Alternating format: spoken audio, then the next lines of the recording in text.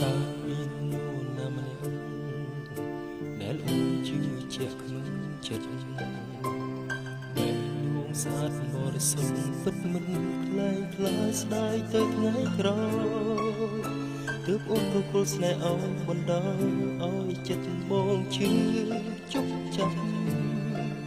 ព្រោះតែអូនមិនព្រមឆ្លើយប្រាប់ថាមកពីវិញ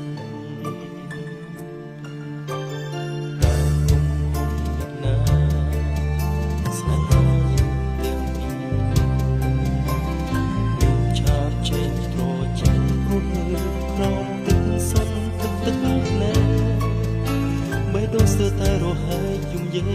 មិនចេញឆ្លើយមិនបានអស់យ៉ាថាបងជាមនុស្សគ្មានបានដូចស្នេហ៍បង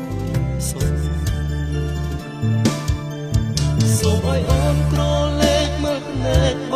ងមុនអូននឹងយល់ក្តីស្នេហ៍សែនព្រួលអួលអាក់ចិត្តលែងទេមានស្នេហ៍តែគ្មានអ្នកណា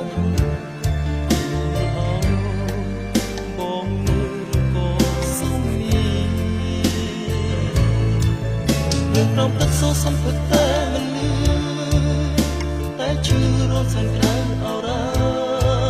ស្នេហ៍សំឡាប់ដោយសោសាពីចាដូចខ្លាប្រហែលសំឡាប់កូ